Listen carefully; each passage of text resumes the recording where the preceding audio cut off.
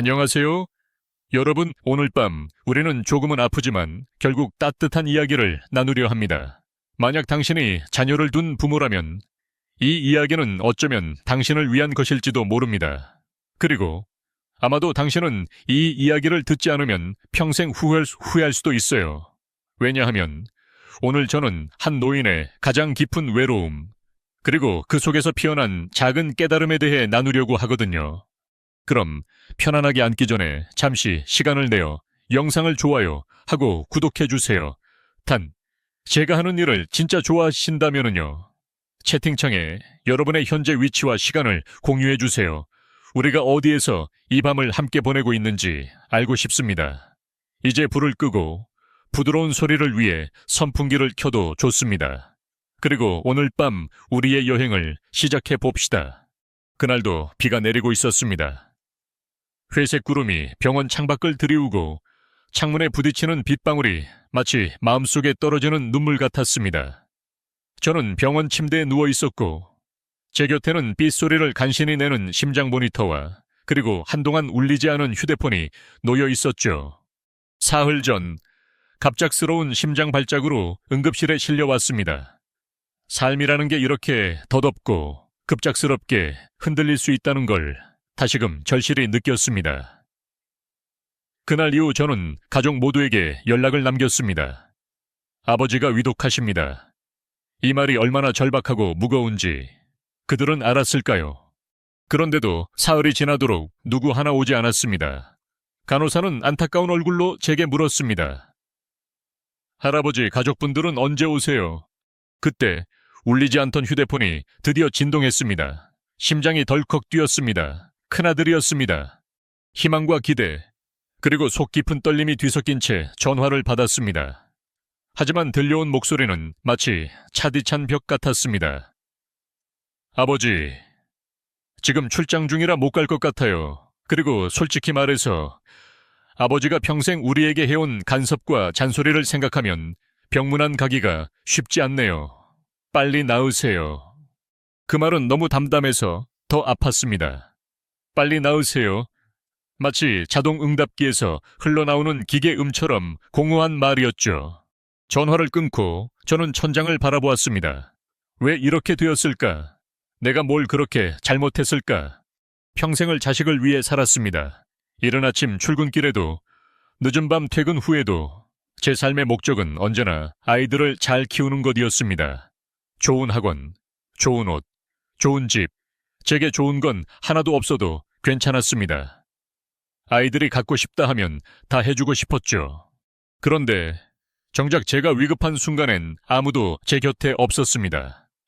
그 순간 느낀 외로움과 배신감은 심장마비보다도 훨씬 아프고 오래갔습니다.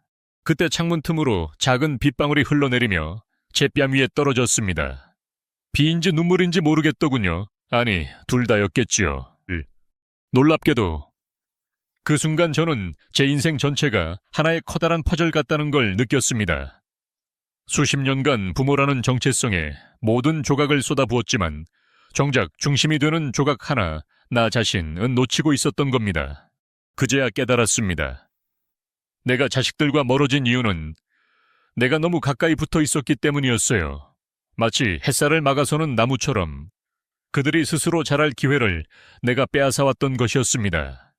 정말 기묘하지 않나요? 우리는 사랑하는 사람을 위해 모든 것을 하겠다고 다짐하지만 그 사랑이 상대에게 족쇄가 될 수 있다는 걸 모른 채 말입니다. 심지어 저는 이런 생각도 했습니다. 내가 나중에 죽게 되면 장례식엔 와 줄까? 그 장면을 상상해 보았습니다. 아들, 딸, 손주들이 서 있는 모습, 그 속엔 슬픔보다 의무감이 더 묻어 있을지도 모르겠습니다. 이런 이야기를 한다고 해서 제가 자녀를 미워하거나 그들을 탓하려는 건 아닙니다. 그들은 저의 거울입니다. 그들의 반응은 결국 제가 쌓아온 관계의 결과일 뿐이죠. 그날 병실에서 저는 아주 작은, 그러나 결정적인 결심을 했습니다. 이제부터는 나 자신을 위한 삶을 살아야겠다. 비가 그치고 바람이 잦아들 무렵 저는 처음으로 핸드폰을 꺼두었습니다. 그리고 병원 근처 작은 창가에 앉아 책을 꺼냈습니다. 노년의 용기라는 제목의 에세이였습니다. 내용은 거의 기억나지 않지만 그 첫 문장은 아직도 제 마음에 남아 있습니다. 노년은 끝이 아니라 자신에게 돌아가는 여정이다. 병실을 나와 집으로 돌아왔을 때 저는 낯설도록 고요한 집안의 공기에 압도당했습니다. 한때 이 아이들의 웃음소리와 TV 만화의 시의 주제가로 가득 찼던 이 집이 이제는 냉장고 돌아가는 소리조차 메아리처럼 울렸죠. 식탁 위에 놓인 6 인용 밥그릇, 벽에 붙은 가족 사진, 어릴 적 그려준 손바닥 그림 하나. 모두가 가족이라는 단어를 소리 없이 속삭이고 있었지만 정작 가족은 보이지 않았습니다. 평생 자식을 위해 살아왔습니다. 제 청춘은 그들의 교육비로 바뀌었고 제 건강은 그들의 안정된 미래를 위한 야근으로 쓰러졌습니다. 좋은 학교에 보내기 위해 새벽부터 줄을 섰고 친구네 부모보다 뒤처질까봐 늘 긴장했습니다. 제가 그렇게 안간힘을 쓰며 달렸던 그 시간들 속에서 혹시 저는 스스로에게 너무 무심했던 건 아닐까요? 요즘은 자기계발책 어디를 봐도 나를 사랑하라는 문구가 당연하듯 적혀 있더군요. 그런데 저희 세대에게는 나보다 가족을 먼저 생각하는 것이 미덕이었습니다. 이기적이지 않으려 노력했고 늘 참았습니다. 심지어 좋아하던 바이올린 연주도 일요일마다 가고 싶었던 등산도 다 포기했죠. 아이들 대학만 가면 그때 하지 뭐. 손주 좀 크면 그때 다시 시작하지. 그런데 그때는 결코 오지 않았습니다. 자녀가 크면 손주가 생기고 손주가 크면 부모님이 아프시고 어느 순간 제 인생은 타인의 시나리오로만 구성된 각본이 되어 있었던 겁니다. 물론 저는 그것이 사랑이라고 믿었습니다. 그리고 그 사랑을 자녀들도 언젠가 이해해 주리라 기대했습니다. 하지만 돌아온 건 그들이 제게 내민 조심스러운 거리감과 나도 내 삶이 있어요 라는 말뿐이었습니다. 처음엔 그 말이 너무 서운했습니다. 내가 얼마나 너희를 위해 살아왔는데. 그런데 어느 날 우연히 보게 된 TV 다큐멘터리 속 장면 하나가 제게 결정적인 깨달음을 안겨주었습니다. 한 중년 여성이 인터뷰에서 말했습니다. 어릴 적엔 엄마가 무섭기보다 무거웠어요. 항상 나를 위해 희생한다는 그 존재감이 너무 부담스러웠어요. 그 말이 제 가슴을 후벼 팠습니다. 혹시 나도 내 자식들에게 그런 부모였던 건 아닐까? 실제로 학계에서도 비슷한 이야기가 나옵니다. 부모가 지나치게 헌신적인 경우 자녀는 감사함보다 죄책감을 먼저 느낀다고 합니다. 그리고 그 죄책감은 점점 회피로 바뀌고 결국 감정적 거리감으로 이어진다고 하죠. 어쩌면 자녀와의 단절은 애정이 부족해서가 아니라 애정의 표현 방식이 잘못되었기 때문일지도 모릅니다. 저는 그제야 이해했습니다. 내가 자녀를 위해 했던 희생이 그들에게는 의무와 부담으로 비춰졌을 수도 있다는 사실을. 사랑은 때로 너무 가까워도 너무 무거워도 상처가 된다는 걸요. 그 뒤로 저는 생각을 조금씩 바꾸기 시작했습니다. 이제는 자녀에게 뭔가를 해주기보다 그냥 지켜보려 합니다. 그리고 제가 놓친 제 삶을 조금씩 다시 살아보려고 합니다. 첫 번째로 한 일은 오래된 바이올린을 꺼내는 것이었습니다. 손에 익었던 활자비가 척후면 낯설었지만 몇 번 활을 그어보니 기억이 살아나더군요. 그리고 매주 수요일에는 동네 문화센터에서 작은 클래식 모임에 나가고 있습니다. 그곳에서 만난 동갑내기 친구들과는 음악 이야기를 하며 늦은 저녁을 보내기도 하지요. 저는 요즘 손주들에게 이렇게 말합니다. 할아버지는 지금 바이올린 배우는 게 너무 신나. 그 말에 손주가 대답합니다. 나중에 저도 기타 배우면 할아버지랑 듀엣 할래요. 이 짧은 대화 하나가 예전보다 훨씬 따뜻하게 느껴졌습니다. 왜일까요? 아마 제가 부담이 아니라 영감이 되어주고 싶다고 생각하기 시작했기 때문일 겁니다. 그리고 놀랍게도 자녀들도 조금씩 달라지기 시작했습니다. 예전엔 주말에 연락도 없었지만 요즘은 가끔 먼저 안부 전화라 용카를 걸어옵니다. 아버지, 이번 주 바이올린 수업은 어땠어요? 그 한마디에 저의 노년은 더 이상 외롭지 않게 느껴집니다. 사랑하는 여러분, 혹시 여러분도 저처럼 평생 자녀만을 위해 살아오셨나요? 그렇다면 지금이야말로 여러분 자신을 위한 삶을 시작할 때입니다. 자녀를 위한 인생은 이미 충분히 살아오셨습니다. 이제부터는 나라는 이름의 주인공이 되어 내 삶의 무대를 새롭게 만들어야 하지 않을까요? 그 무렵부터 나는 헬리콥터 부모라는 단어를 자주 듣게 되었다. 처음에는 무슨 군사 용어쯤 되는 줄 알았다. 그런데 알고 보니 아이의 삶 위를 맴돌며 끊임없이 간섭하고 개입하는 부모를 일컫는 신조어였다. 나는 속으로 웃었다. 그게 뭐 어때서? 자식 잘 되라고 하는 건데. 그렇지만 웃음은 오래가지 않았다. 그 단어가 점점 나를 찌르기 시작했다. 나는 늘 자식들을 위해 최선을 선택해왔다. 그 최선이란 건 대부분 내 경험과 기준을 기반으로 한 것이었다. 내가 이 나이에 살아보니 이게 맞더라. 네가 아직 몰라서 그렇지. 아빠 말이 맞아. 그런 말들이 입에 붙어 있었고, 자식들이 고개를 끄덕이면 뿌듯했고, 고개를 젓거나 한숨을 쉬면 속상해졌다. 어느 날 큰딸이 조심스럽게 말했다. 아빠는 항상 저희 인생에 정답을 말하려 하세요. 저희는 그게 숨 막혀요. 그 말이 처음엔 무례하게 들렸지만 곰곰이 생각해보니 사실이었다. 나는 아이들이 넘어질까봐, 실패할까봐, 상처받을까봐 미리 울타리를 쳐주고 길을 정해주고 나아갈 방향을 대신 표시해줬다. 그건 사랑이라고 믿었지만 실은 통제였을지도 모른다. 심리학 연구 중 하나에 따르면 헬리콥터 부모 밑에서 자란 자녀들은 자기 효능감이 낮고 의사결정에 대한 불안을 자주 느낀다고 한다. 스스로 결정을 내리는데 익숙하지 않기 때문이다. 그들은 시험보다 부모의 눈치를 더 많이 본다. 실패보다 꾸중이 두렵다.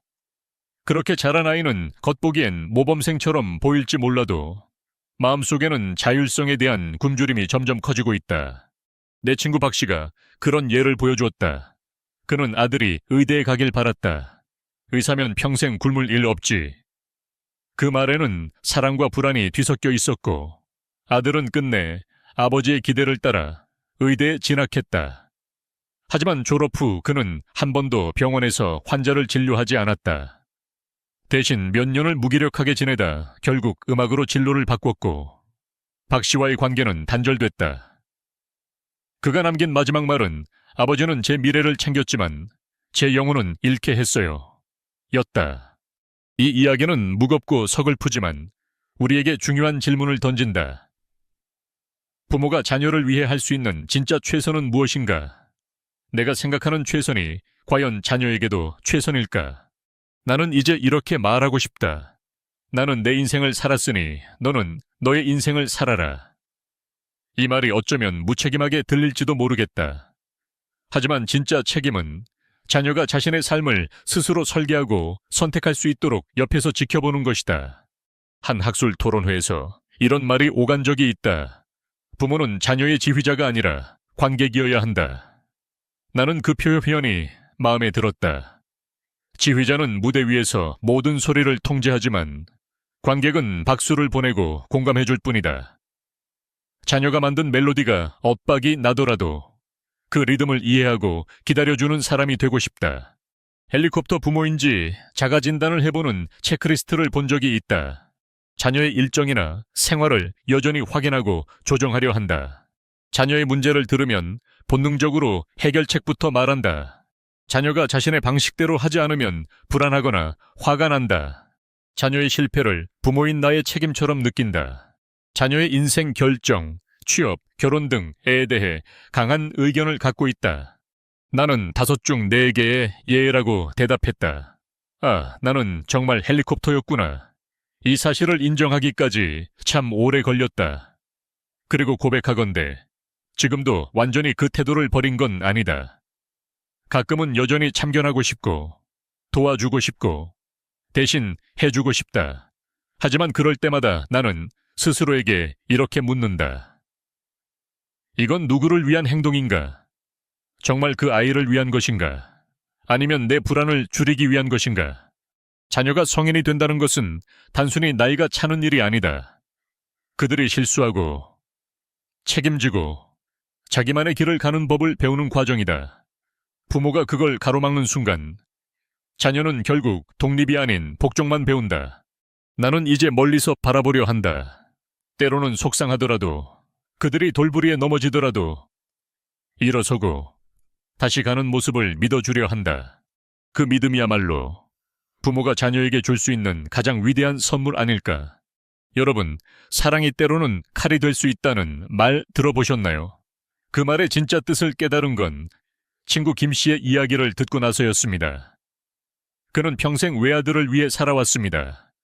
자신의 모든 꿈과 여유를 접고 아들의 미래를 위해 헌신했지요. 그리고 언제나 자랑스럽게 말하곤 했습니다. 나는 내 아들을 위해 인생을 바쳤다. 그 말에는 진심이 담겨 있었고 세상의 어떤 찬사보다 빛나 보였습니다. 하지만 아들의 반응은 사뭇 달랐습니다. 그는 늘 부담스러워했고 결정 앞에서 주춤거렸습니다. 의대를 졸업하고 나서도 병원에 취직하기보다는 쉬고 싶다고만 말했죠. 처음엔 단순한 번아웃이라 생각했지만 결국 진짜 이유가 드러났습니다. 아버지, 솔직히 말해도 될까요? 전 한 번도 제 인생을 선택해본 적이 없어요. 그 말에 김 씨는 충격을 받았습니다. 하지만 더 큰 충격은 다음 문장이었습니다. 이제 더는 아버지와 대화하고 싶지 않아요. 그 모든 사랑이 저에겐 감옥이었어요. 나는 그 이야기를 들으며 숨이 턱 막혔습니다.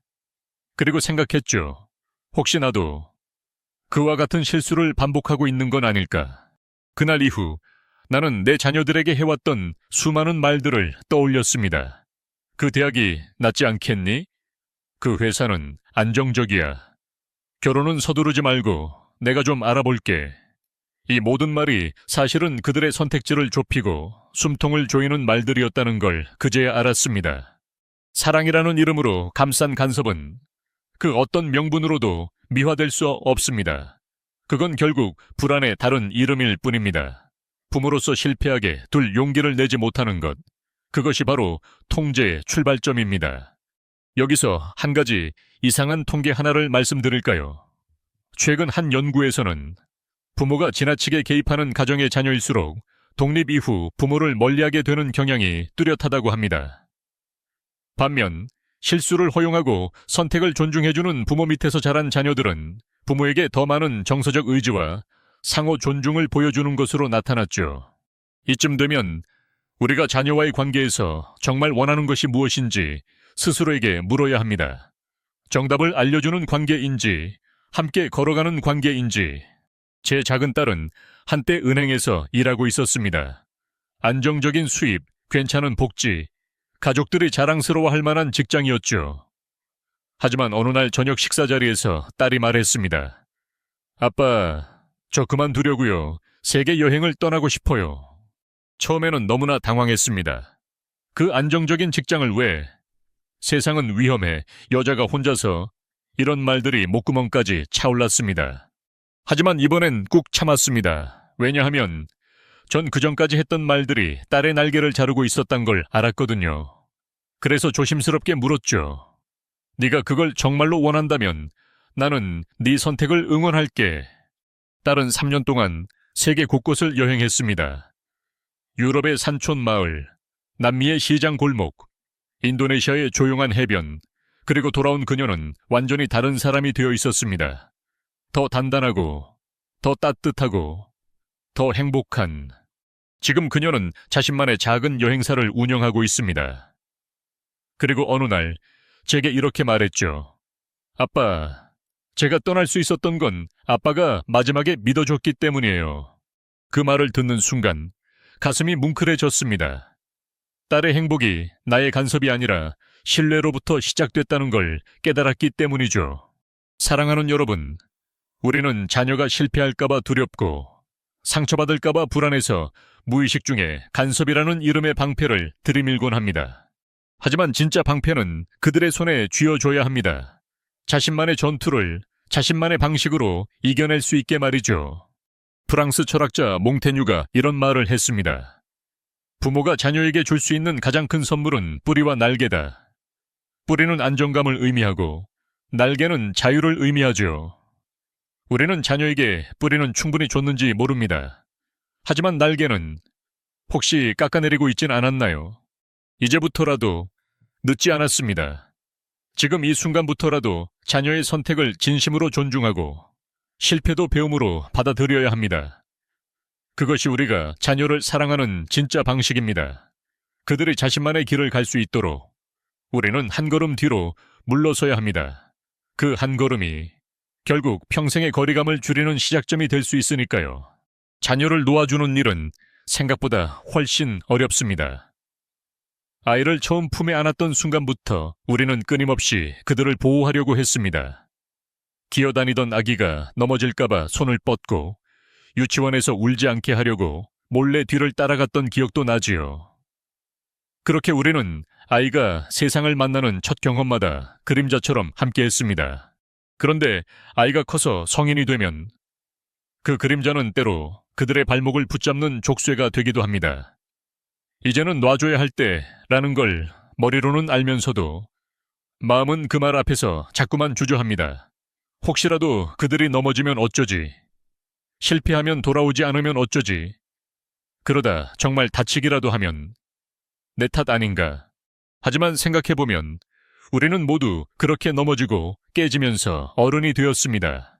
나 역시 20살 무렵 첫 사업에 실패하고 허름한 옥탑방에서 라면을 끓여 먹으며 인생의 쓴맛을 배웠습니다.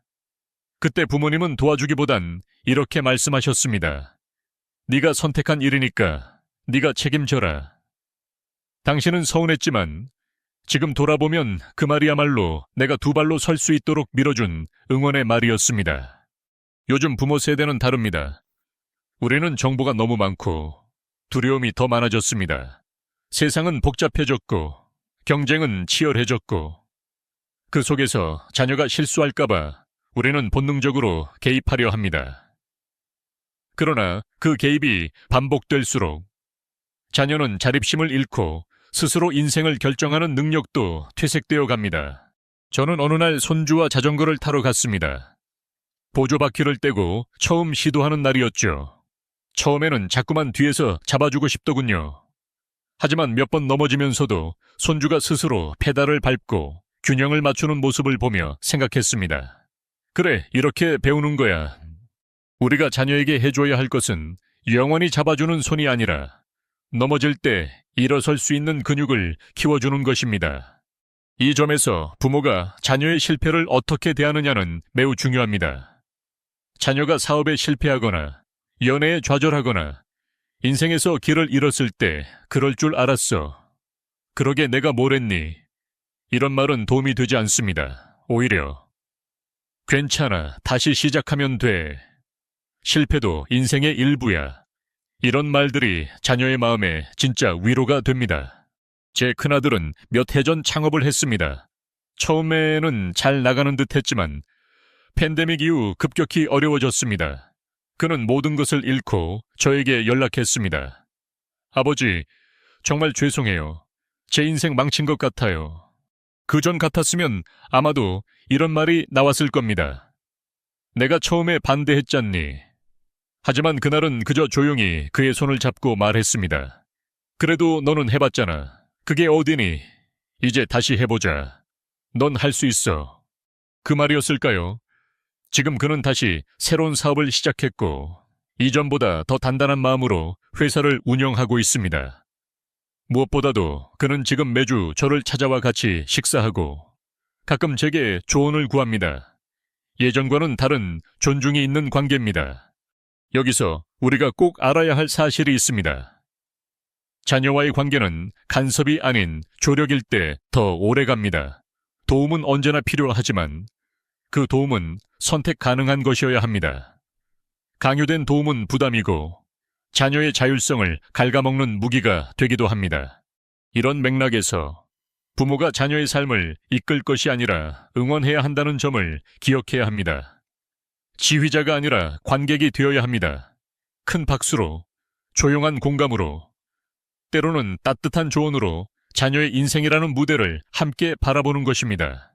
그 과정에서 부모로서 느끼는 쓸모없음의 감정은 어쩔 수 없이 찾아옵니다. 저도 그랬습니다. 한때는 제가 없으면 아무것도 못하던 아이들이 이젠 제 도움이 필요 없다는 듯한 표정으로 살아가는 모습을 보며 이상한 상실감을 느꼈습니다. 그러나 그것은 상실이 아닙니다. 오히려 그것이야말로 우리가 부모로서 제대로 역할을 했다는 증거입니다. 자녀가 독립적으로 삶을 꾸려나갈 수 있다는 사실, 그들이 우리 없이도 충분히 설 수 있다는 사실, 이것이야말로 부모가 인생 후반부에서 가장 자랑스럽게 여길 수 있는 순간이 아닐까요? 우리의 역할은 점점 줄어들겠지만 그 빈자리는 자녀가 자기 힘으로 채워갈 것입니다. 우리는 그저 묵묵히 따뜻하게 그리고 겸손하게 그 과정을 지켜보면 됩니다. 내 인생은 언제부턴가 누구의 부모라는 말로 소개되기 시작했습니다. 아, 그 집 아버지세요. 아, 누구 엄마시구나. 처음에는 자랑스러웠습니다. 자녀가 잘 된 덕에 사회적 인사치레도 많아졌고 그 이름으로 받은 존중도 느껴졌지요. 하지만 시간이 지나고 자녀가 독립한 후 문득문득 이런 생각이 들었습니다. 나는 누구였지? 자녀가 자라나며 그들을 위해 바친 세월이 너무 길었기에 정작 나 자신이 어떤 사람인지 기억해내기 어려웠습니다. 그건 꼭 긴 드라마가 끝나고 자막이 올라간 후 빈 화면 앞에서 멍하니 앉아있는 느낌이었죠. 이제 뭘 해야 할지, 어디로 가야 할지 모르는 막막함. 아이를 위한 삶을 정성껏 살아낸 후 그 뒤에 남는 건 뜻밖에도 공허함이었습니다. 사실 우리는 자녀를 위해 자신의 삶을 유보해놓고 살아가는 경우가 많습니다. 애들 학교 끝나고 나면 여행 좀 다녀야지. 은퇴하면 악기 배워야지. 하지만 막상 그 시점이 오면 몸은 지쳤고 마음은 어디로부터 시작해야 할지 몰라 우물쭈물하기 일쑤입니다. 이럴 때 가장 위험한 생각은 나는 이제 쓸모가 없다는 자기 부정입니다. 자녀가 자립하고 도움 없이 잘 살아가는 모습을 볼 때 기뻐야 할 이 순간이 오히려 외로움과 박탈감으로 다가올 수 있는 이유는 우리가 그동안 자신의 삶을 너무 많이 미루어 왔기 때문입니다. 제 친구 이 씨는 평생을 자녀의 뒷바라지에 바쳤습니다. 자신의 인간관계, 취미, 심지어 건강마저도 애들 때문에라는 이유로 뒤로 미뤘죠. 그런데 몇 년 전 그의 딸이 이렇게 말했다고 합니다. 엄마, 왜 항상 나 때문에 당신 삶을 포기하는 거야? 그게 저한테 얼마나 부담인지 알아요? 그 말을 들은 친구는 그날 처음으로 자신의 헌신이 사랑이 아니라 짐이었을 수도 있다는 생각을 하게 되었다고 했습니다. 그 이야기를 들으며 저 역시 생각했습니다. 혹시 나도 자녀에게 무언의 채무감을 안기고 있었던 건 아닐까? 부모가 자신의 삶을 적극적으로 살아가는 모습은 자녀에게 더 큰 안정감을 줍니다. 그들은 그 모습을 보며 나도 나의 삶을 살아도 괜찮구나 라는 메시지를 받습니다. 실제로 여러 연구에서도 자신만의 삶을 잘 꾸려가는 부모를 둔 자녀일수록 정서적으로 더 건강하고 부모에 대해 더 깊은 존경심을 가진다고 합니다. 그래서 저는 결심했습니다. 이제는 내 삶을 살자. 그리고 조금씩 행동에 옮기기 시작했습니다. 첫 번째로 한 일은 평생 미뤄둔 기타를 배우는 일이었습니다. 처음에는 손가락이 굳어서 코드를 누르기도 힘들었고 튕길 때마다 이상한 소리가 났습니다. 하지만 그게 그렇게 즐거울 수가 없었습니다. 어린 시절 라디오에서 흘러나오던 포크송을 따라 부르며 언젠가 기타를 쳐보겠다고 꿈꾸던 그 시절이 떠올랐기 때문이죠. 두 번째는 등산입니다. 동네 뒷산부터 시작했는데 자연 속에서 땀을 흘리고 맑은 공기를 마시며 마음이 씻겨 내려가는 기분을 느꼈습니다. 그리고 같은 나이대 친구들과 함께 소소한 이야기를 나누는 그 시간이 너무 소중하게 느껴졌습니다. 처음에는 자녀들도 어색해했습니다. 아버지, 기타요. 엄마가 등산 모임에 나가신다고요. 하지만 시간이 지나며 그들도 말하더군요. 요즘 아버지 얼굴이 환해지셨어요. 엄마, 요즘은 무슨 노래 연습하세요? 저의 변화는 자녀와의 대화를 더 깊고 부드럽게 만들었습니다. 더 이상 부담이 아닌 존재로서 옆에 있다는 느낌을 줬기 때문이죠. 많은 부모님이 이렇게 말씀하십니다. 나는 자식 잘 되는 것만 보면 돼. 물론 그 말의 깊은 사랑은 누구보다 잘 압니다. 하지만 그건 자녀에게 당신의 행복이 내 책임이라는 부담을 줄 수도 있습니다. 자녀의 삶은 자녀의 것입니다. 그리고 우리의 삶은 여전히 우리에게 남아 있습니다. 이제는 자녀에게서 한 걸음 물러서서 스스로를 위해 살기를 두려워하지 마십시오. 지금 이 순간부터라도 자신만의 버킷리스트를 써보는 건 어떨까요?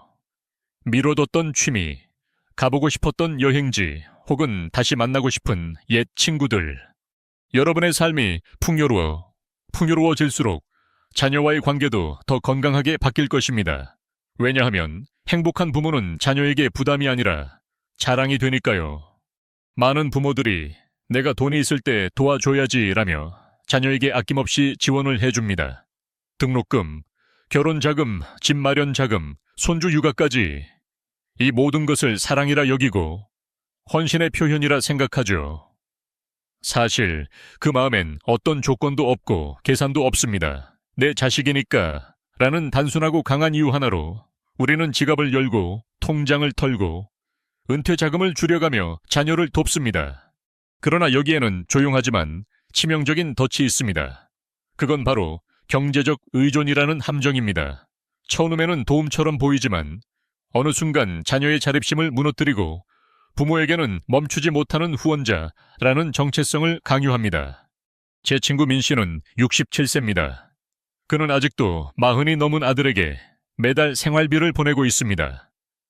아들은 직장을 다니고 있음에도 불구하고 월급이 너무 적다, 애들 교육비가 많이 들어간다 하며 돈을 요청하죠. 민 씨는 그 요청을 외면하지 못합니다. 애가 부탁하는데 어쩌겠어, 그래도 아버지인데. 그 말 뒤에 숨은 피로감은 생각보다 깊습니다. 민 씨는 이렇게 말했습니다. 이제 내 노후 자금이 얼마 남지 않았어. 아들을 도와주고 싶은 마음은 여전한데 솔직히 이제는 내가 더 불안해. 이건 단지 돈의 문제가 아닙니다. 관계의 불균형이 시작된 것이죠. 심리학에서는 이를 금수저 증후군이라 부르기도 합니다. 늘 부모의 도움을 받아온 자녀는 자신의 역량에 대한 확신을 가지지 못하게 되고 위기에 대한 내성이 약해집니다. 그들은 어차피 부모가 도와줄 테니 라는 전제하에 위험을 감수하지 않고 책임을 피하는 경향을 보입니다. 심지어 경제적 지원이 많아질수록 자녀는 부모의 개입을 더 많이 허용하게 되고 그것이 갈등의 씨앗이 되기도 합니다. 내가 도와주고 있으니까 너도 내 말을 들어야지. 이런 생각은 아주 쉽게 부모의 태도에 스며들고 자녀는 점점 부모로부터 감정적으로 멀어지게 됩니다. 그러니 우리는 스스로에게 질문해 봐야 합니다. 이 지원은 정말 자녀를 위한 것인가? 아니면 나의 불안을 줄이기 위한 것인가? 저는 손주들에게 용돈을 줄 때 그냥 주지 않습니다. 대신 작은 과제를 줍니다. 예를 들어 마당을 청소하면 2,000원, 책 한 권을 요약해서 발표하면 5,000원. 그들은 처음엔 투덜거렸지만 지금은 자신이 직접 번 돈에 대해 자부심을 갖습니다. 할아버지, 이번엔 제가 번 돈으로 간식 사드릴게요. 이런 말을 들으면 그 기쁨은 돈으로 살 수 없습니다. 우리는 자녀가 독립적인 삶을 살아가길 원합니다. 하지만 경제적으로 끝없이 도와주는 방식은 그들의 독립을 미루는 것입니다. 때로는 사랑의 표현이 아니라 책임 회피의 구실이 될 수 있음을 인정해야 합니다. 그렇다고 해서 무조건 지원을 끊으라는 말은 아닙니다. 진짜 중요한 건 지원의 방식입니다. 문제가 생겼을 때 바로 돈을 쥐어주는 것이 아니라 그 상황을 함께 분석하고 해결 방안을 모색하고 필요하다면 조건부 도움을 제안하는 것입니다. 예를 들어 이렇게 말할 수 있습니다. 네가 새로운 일자리를 찾는 동안 석 달간은 내가 생활비를 도와줄게. 하지만 그 뒤로는 네가 스스로 해결해야 해. 이런 방식은 자녀에게 실질적인 도움을 주되 책임감도 함께 심어줄 수 있습니다. 그리고 무엇보다 중요한 것은 내 삶의 균형을 지키는 것입니다. 내가 감당할 수 없는 수준까지 희생하지 말아야 합니다. 노후 자금은 결코 자녀를 위한 예비비가 아닙니다. 그건 당신 자신의 삶을 위한 기본적인 권리입니다. 한 연구에 따르면 자신의 삶을 안정적으로 유지하는 노인일수록 자녀와의 관계 만족도가 높고 자녀 역시 그런 부모를 더 자랑스럽게 느낀다고 합니다. 이제는 용기를 내어 지속적인 경제 지원의 고리를 점검해 보시길 바랍니다. 필요하다면 솔직하게 자녀에게 말하세요. 이제부터는 나 자신을 위해 돈을 써야 할 것 같아. 그 말은 무정한 것이 아닙니다. 오히려 자녀에게 이제 너도 너의 삶을 책임질 수 있어 라는 존중과 신뢰의 메시지입니다. 그리고 기억하세요. 당신이 손을 놓을 때 자녀는 비로소 자신의 발로 설 수 있습니다. 그 발걸음은 비틀거리기도 하겠지만 결국엔 자기만의 길로 이어질 것입니다. 그리고 그 길의 시작에는 바로 당신의 용기가 있을 겁니다. 그날 나는 오래된 일기장을 펼쳤습니다. 자녀를 키운다는 건 언젠가 놓아주는 연습이다. 그 문장을 쓴 날의 감정은 가물가물했지만 그 뜻은 이제야 또렷이 가슴에 새겨졌습니다. 자녀가 성인이 된 후에도 우리는 종종 그들을 아이처럼 느낍니다. 어릴 적 넘어져 무릎을 까졌을 때 반창고를 붙여주던 기억이 너무나 선명해서 그들이 여전히 보호가 필요한 존재처럼 느껴지기 때문이죠. 하지만 현실은 다릅니다. 그들은 이제 자신의 삶을 살아야 하는 독립적인 존재입니다. 그리고 우리가 해야 할 일은 그들의 삶에 발을 들여놓는 것이 아니라 그들이 걸어가는 길 가장자리에 서서 조용히 응원하는 것입니다. 놓아주는 일은 포기하는 것이 아닙니다. 오히려 더 깊은 신뢰의 편입니다. 나는 너를 믿는다. 너는 충분히 할 수 있다. 이 말은 간섭보다 더 강하고 잔소리보다 훨씬 따뜻한 유대감을 만들어냅니다. 제 옆집에 사는 한 노부부의 이야기를 들려드릴게요. 그들은 아들이 40세가 넘었을 때까지도 직업, 결혼, 거주지 등 삶의 모든 결정에 깊숙이 개입했습니다. 아들은 마지못해 부모의 뜻을 따랐고 겉으로는 평탄한 삶을 살아가는 듯 보였죠. 하지만 50세가 된 어느 날, 그 아들은 모든 것을 내려놓고 사라졌습니다. 그가 돌아온 건 1년 뒤였습니다. 그리고 이렇게 말했습니다. 평생을 부모님 뜻에 맞춰 살아왔습니다.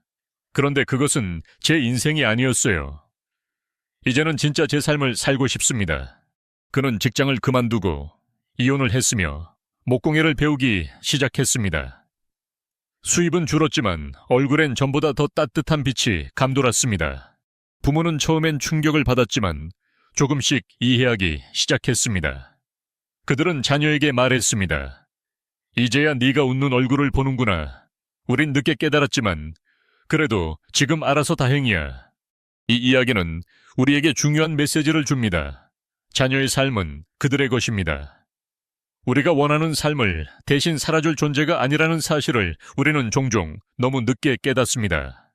그래서 지금 이 순간 우리는 용기를 내야 합니다. 자녀를 놓아주는 용기. 그들이 실수하더라도, 우리가 원치 않는 길을 선택하더라도 그 길 끝에서 배우고 성장할 수 있다는 믿음이 필요합니다. 많은 부모들이 나는 자식이 나 없이도 잘 살 수 있다면 성공한 부모야 라고 말합니다. 그러나 그 말은 말처럼 쉽게 실현되지는 않습니다. 우리는 자녀가 독립하는 것을 두려워합니다. 왜냐하면 그들이 멀어지는 것처럼 느껴지기 때문이죠. 하지만 실은 그 반대입니다. 진짜 깊은 관계는 자유 속에서 만들어집니다. 구속된 관계보다 신뢰 위에 세워진 관계가 훨씬 오래 가고 훨씬 단단합니다. 놓아주는 순간 우리는 자녀와 친구가 됩니다. 책임져야 할 존재가 아니라 함께 인생을 나눌 동반자가 되는 것이죠. 그리고 그 순간부터 자녀는 부모를 돌봐야 할 대상이 아닌 존중할 존재로 인식하기 시작합니다. 저도 이제는 자녀와 대화할 때 조언을 하기보다는 그들의 이야기를 먼저 듣습니다. 어떤 결정이든 그래, 넌 그렇게 생각하는구나 라고 말합니다. 그것만으로도 그들은 내게 마음을 열고 또다시 찾아옵니다. 그건 마치 바람이 불 때 단단히 움켜쥔 모래가 손가락 사이로 빠져나가듯 너무 꽉 쥐고 있으면 결국 모두 잃는다는 걸 보여줍니다. 자녀와의 관계도 같습니다. 잡으려 할수록 멀어지고 놓아줄수록 가까워지는 모순 같지만 진실인 법칙이 존재합니다. 그래서 오늘 이 영상을 보시는 여러분께 꼭 전하고 싶은 말이 있습니다. 이제는 놓아줄 때입니다. 그 말은 차갑고 무책임한 말이 아닙니다. 오히려 가장 따뜻하고 용감한 선택입니다. 자녀가 자신만의 날개로 하늘을 나는 모습을 지켜보며 우리는 그들이 멀리 날아가는 것이 아니라 제자리로 돌아오는 방법을 배워가고 있다는 걸 믿어야 합니다. 그리고 마지막으로 자녀 없이도 잘 살 수 있는 부모가 된다는 건 결국 우리 자신에게 주는 선물이기도 합니다. 우리는 부모이기 이전에 하나의 인격체로 고유한 삶을 살아가는 인간으로 존중받아야 하니까요. 여러분의 가장 위대한 성공은 자녀가 여러분 없이도 잘 살 수 있다는 사실입니다. 그것이야말로 부모로서의 최고의 결실이 아닐까요? 이제 당신 자신을 위한 삶을 시작하세요. 그리고 그 모습을 자녀에게 보여주세요. 그것이 자녀에게 주는 가장 위대한 유산일지도 모릅니다. 이 긴 여정을 함께 해주셔서 감사합니다. 우리는 오늘 밤 한 노인의 외로운 병실에서 이야기를 시작했습니다. 그 안타까운 순간은 곧 우리 모두가 마주할 수 있는 가능성이기도 했습니다. 사랑이라는 이름 아래 간섭과 희생, 그리고 기대와 실망이 겹겹이 쌓여 자녀와 부모 사이의 거리감을 만들어냈습니다. 하지만 그 모든 관계의 균열은 결코 돌이킬 수 없는 운명이 아닙니다. 우리가 지금 이 순간부터라도 조금씩 진심으로 신뢰와 존중을 바탕으로 변화를 시작한다면 다시 따뜻한 유대를 회복할 수 있습니다. 핵심은 이렇습니다. 자녀는 소유물이 아닙니다. 우리는 그들의 안내자이자 동반자입니다. 너무 가까이 다가가지도 너무 멀리서 외면하지도 말고 그들이 넘어질 때 손 내밀 준비만 되어 있으면 됩니다. 그리고 가장 중요한 것, 여러분 자신을 잊지 마세요. 당신의 꿈, 취미, 인생의 의미, 그 모든 것이 여전히 유효하며 지금부터 새로 시작할 수 있습니다. 당신이 행복할수록 자녀와의 관계는 더 깊어집니다. 부모가 스스로의 삶을 사랑할 때 자녀도 그 삶을 존경하게 됩니다. 이제 눈을 감고 부드럽게 흐르는 바람 소리를 들으며 당신 자신의 삶을 향해 조용히 한 발 내디뎌 보세요. 그 한 발이 당신과 자녀 모두를 더 자유롭게 할 것입니다.